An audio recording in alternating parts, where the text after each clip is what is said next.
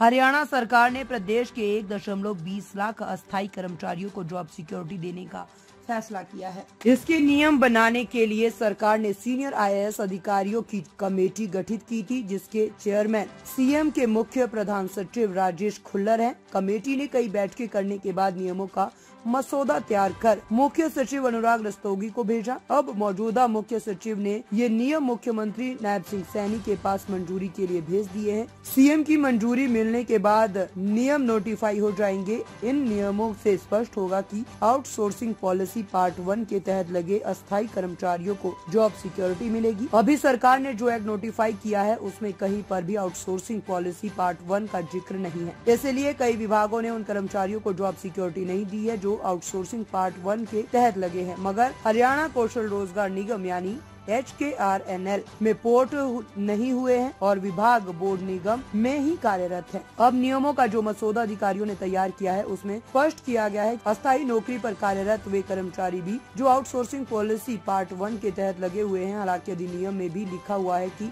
कोई भी अस्थायी कर्मचारी जिनके 15 अगस्त 2024 को 5 साल हो गए हैं, उनका वेतन 50,000 रूपए से कम है, उन्हें जॉब सिक्योरिटी मिलेगी। मुख्यमंत्री नायब सिंह सैनी ने भी कई बार प्रेस कॉन्फ्रेंस और जनसभाओं में कहा है कि outsourcing policy part 1, outsourcing policy part 2 और हरियाणा कौशल रोजगार निगम में लगे निगम में पोर्ट नहीं किया गया। अगर किसी कर्मचारी ने किसी विभाग में 3 साल काम किया है और उसे 240 दिन का वेतन मिला है, मगर चौथे साल में ब्रेक के कारण उसे 240 दिन का वेतन नहीं मिला है, मगर 5वें और 6ठे साल में 240 दिन का वेतन मिला है, तो उसकी 5 साल की सर्विस गिनी जाएगी, वह जॉब सिक्योरिटी का भी पात्र होगा। इसी तरह अगर एक कर्मचारी ने एक विभाग में चपरासी की 3 साल नौकरी की और 240 दिन का वेतन प्राप्त किया है, मगर बाद में वह हट गया, तो उसके 3 साल पूरे माने जाएंगे। और इसके बाद कर्मचारी फिर से 6ठे और 7वें वर्ष में उसने 240 दिन का वेतन हासिल किया, तो उसके 5 साल पूरे माने जाएंगे।